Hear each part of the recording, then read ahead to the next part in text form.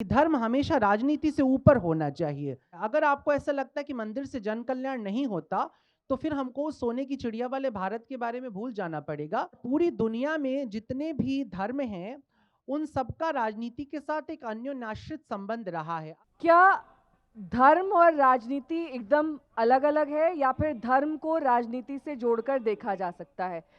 क्या त्रेता युग में जब भगवान राम का राज था तब भी राजनीति थी? हाँ, मुझे लगता है कि धर्म और राजनीति अलग-अलग नहीं होते हैं। उन्हें अलग करने की कोई भी कोशिश सफल आज तक नहीं हुई है। यहाँ तक कि कम्युनिस्ट लोग भी अपनी जो राजनीतिक विचारधारा है उसकी स्थापना धर्म के विरुद्ध करते हैं, यानी कि धर्म तो कहीं ना कहीं रहेगा ही रहेगा। और पूरी दुनिया में जितने भी धर्म हैं, उन सबका राजनीति के साथ एक अन्योन्याश्रित संबंध रहा है। अगर आप रोम को माइनस कर दे, रोम की पॉलिटिक्स को माइनस कर दे, तो ईसाइयत कहीं पहुंचती नहीं दिखाई देती है। अगर आप अरब और तुर्की की जो खलीफेट है, अगर उनकी पॉलिटिक्स को आप माइनस कर दीजिए, उनकी जंगों को आप माइनस कर दीजिए, ऑटोमन्स को आप माइनस, तो इस्लाम भी बहुत सिमटे हुए कुछ घरों के बीच में ही खत्म होता दिखाई देता है। ठीक उसी तरह से अगर आप बिंबिसार, अजातशत्रु और अशोक जैसे सम्राटों को माइनस कर दीजिए, तो फिर बुद्ध भी कहीं पहुंचता हुआ नहीं दिखाई देता है। तो इसी प्रकार से भारत में भी श्वेतवाहन हो, हर्षवर्धन हो, चाहे आज तक की राजनीति हो, धर्म को राजनीति का अगर प्रश्रय मिलता है तो उसके विस्तार में आसानी होती है। लेकिन एक मान्यता जरूर है कि धर्म हमेशा राजनीति से ऊपर होना चाहिए।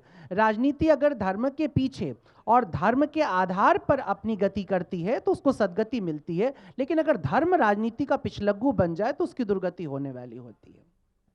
तो बहुत सारे लोग ये कह रहे हैं कि इस प्राण प्रतिष्ठा की टाइमिंग ऐसी रखी गई है कि ये 2024 के इलेक्शन के बेहद करीब है।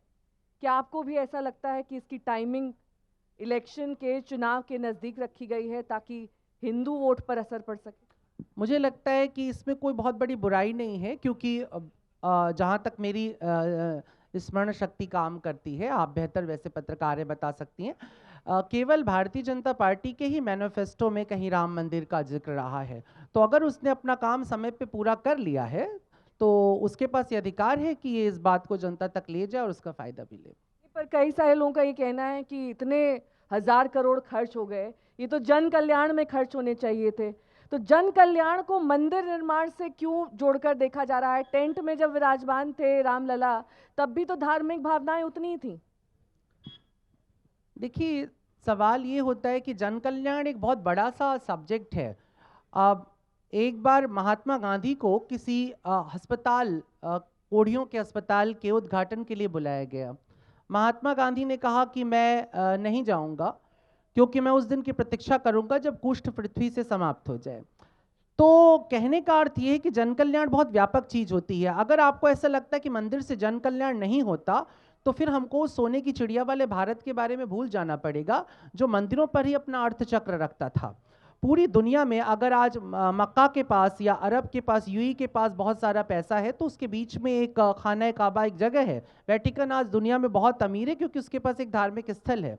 तो अगर भारत में भी धार्मिक स्थल बनते हैं या बने हुए हैं और बन रहे हैं, तो मुझे नहीं लगता इससे जन कल्याण नहीं होगा जैसी कोई चीज़ है।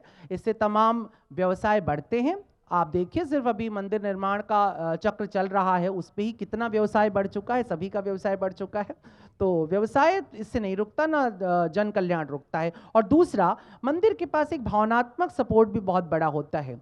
जो आदमी कहीं नहीं सहारा पाता है, वो मंदिरों में जाकर के अपना सहारा ढूंढ लेता है। एक मंदिर मनोवैज्ञानिक भी है, एक मंदिर वैद्य भी है, एक मंदिर आर्थिक चक्र भी चलाता है। मंदिर बहुत कुछ करता है। तो मुझे नहीं लगता कि अगर जिन व्यक्तियों को ऐसा लग रहा है वो पूर्वाग्रह से ग्रस्त हैं, जिनको ऐसा लगता है कि मंदिर जन कल्याण नहीं करता है।